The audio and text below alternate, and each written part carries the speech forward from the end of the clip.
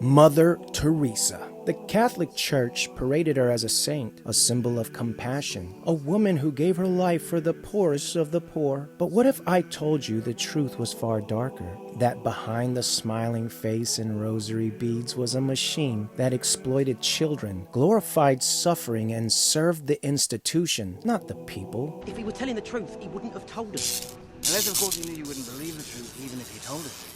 Hello world, the Faceless Prophet here, and before we start, please make sure to hit the follow for more provocative content like this. Let's start with the facts. From the 1950s until 2015, the Missionaries of Charity ran adoption programs, but these weren't for abandoned babies' sake. They were tightly controlled, offered only to affluent married Catholic couples. Translation, if you didn't fit their mold, you couldn't adopt. It was never about the children. It was about maintaining power and profit. In 15, India changed its laws to require equal access for all backgrounds. And what did the Missionaries of Charity do? Did they adapt for the sake of the children? No. They shut down their entire program because the moment they lost control of the money in the system, they walked away. And then 3 years later, in 2018, scandal erupted. A nun and a lay worker were caught selling babies out of the Missionaries of Charity home. The order quickly distanced themselves, threw the women under the bus, and pretended it was just a rogue incident. But the timeline tells the truth. For 60 years, they had free reign, profiting under the cover of holiness. When the system changed, they just took the operation underground, and eventually they slipped. This is the Catholic Church in a nutshell. Make it look like it's about the family, about the poor, about the vulnerable, but in reality it's about themselves, about image, about money, about control. Just like my own parents, who dressed everything up as always support of memory, while it was always for their own benefit. The Missionaries of Charity weren't caring for children, they were running a machine. So when the world calls her a saint, I see a system that exploited suffering, hoarded donations, and even trafficked children, all while being shielded by the smoke and mirrors of sainthood. Mother Teresa wasn't the angel you were told about. She was the perfect mask for a corrupt establishment, and today the mask is off. Yes, Theresa had been dead for 21 years before the scandal broke. But ask yourself, would that scandal have ever surfaced if India's laws hadn't changed? And if it was truly about the children, why stop the program when it finally became accessible to all? Why the poor sanitation, the secrecy, the abuse of their own nuns? The foundation itself reveals the fruit of its hypocrisy. Just like the Pharisees, Jesus called them a brood of vipers, and that's exactly what I see here. The Roman Catholic Church, the so-called mother of harlots, used Mother Teresa as a mask while devouring children and fooling the world into believing she was holy. Don't be deceived. The truth is out. And if this opened your eyes, please make sure to like, follow, and share for more. But until next time, the Faceless Prophet out. If he were telling the truth, he wouldn't have told us.